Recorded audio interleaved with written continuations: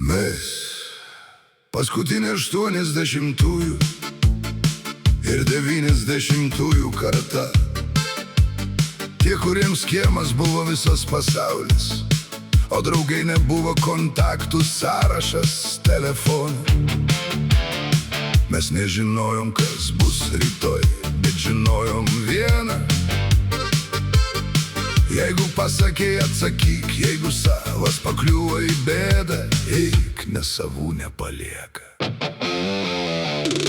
Mes augom kiemuose, kur žodis turėjo kainą, kur pažadėjau reiškia padarysiu, o ne gal, kur už kiekvieną savo pasakytą žodį atsakydavai pats, o neslėpdavaisi už ekrano. Buvo nesvarbu, kuo dirba tavo tėvas, ar jo kišeniai 100, ar paskutinis litas. Jeigu tu iš mūsų kiemo, vadinas tu savas, ir kai tau bus sunku, ateis visas kiemas. Mes ir pykomės, ir mušėmės, ir taikėmės, bet rytoj vėl ant to paties suolo rinkomės. Nes galėjai būti keistas, tylus ar pasiutęs, bet buvai savas, o tai reiškia daug daugiau. Mes paskutinė kiemo karta, 80-ųjų, 90-ųjų vaikai, kur žodis buvo žodis, o savas buvo savas, ir jeigu vienas krito, kėlėm visi. Mes paskutinė kiemo karta, be sekėjų, be laikų, be svetimų vardų. Mums nereikėjo interneto, kad kažkam įrodytume, kas esam. Užteko, kad mus pažinojo savam kieme. Nebuvom šventi, velnių pridarydavom sočiai, soduose naminukė, pirmos cigaretės paslapčia. Pirmi mopedai, seni magnetofonai, kasetė pieštukų atsukta atgal. Grįždavai namo purvinas, gaudavai velnių, kitą rytą vėl į kiemą pas savus, pas draugus. Nebuvo online, bet žinojom be žinučių, kur vakare susirinks visas mūsų būrys. Ir jeigu kažkam gyvenimas užvoždavo stipriai, neklausėm, o ką aš gausiu už tai? Tiesiog eidavom, nes jis buvo savas. Kartais tiek ir užteko, kad žmogus atsistotų ir eitų pirmin. O dabar pilna superherojų už ekranų, kur svetima apipilt purvų keli sekundžių darbai. Milžinai komentaruose teisėjai svetimų gyvenimų, bet vienas blogas žodis ir pasaulis slysta iš po kojų. Mes irgi nebuvom geležiniai ir mums skaudėjo, tik mūsų niekas nemokė vaidinti stiprius. Mus mokė paprasčiau: pasakei, atsakyk, pažadėjai, padaryk, savas pakliuvo į bėdą, ateik, nes rytoj pagalbos gali reikėti tau.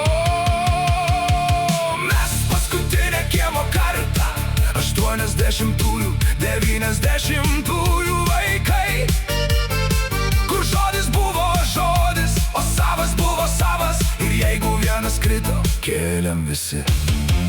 Nesvarbu, kas tavo tėvas, nesvarbu, kiek tavo kišeniai pinigų. Jeigu tu iš mūsų kiemo, tu dalis mūsų šaikos, o savų mes nepalikdavom vienų.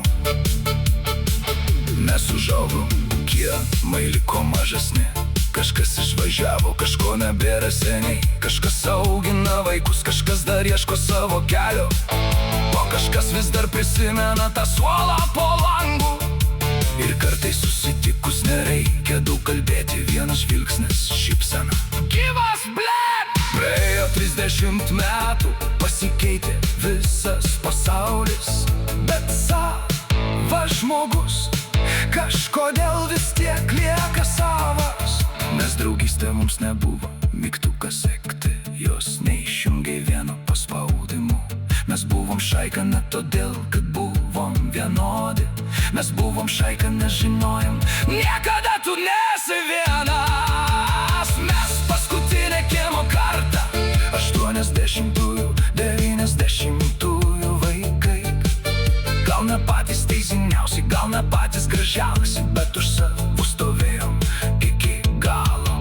Mes paskutinė kiemo karta ir laikas mūsų taisyklių nepakeis. Kol dar prisimenam, ką reiškia žodis, kol dar pakeliam ragelį, kai skambina savas, tas mūsų kiemas vis dar gyvas mumyse. Mes nežinojom, kas bus rytoj. Neturėjom interneto, neturėjom sekėjų, neturėjom profilių, kuriuose galėjom būti kuo panorėję. Todėl teko būti savimi. Ir jeigu kas nors paklaustų, kam mus paliko tie kiemai, atsakymus paprastas. Žodis turi kainą, savas turi vertę, o žmogus turi turėti žmones, kurie ateis na tada, kai visas likęs pasaulis nusisuks.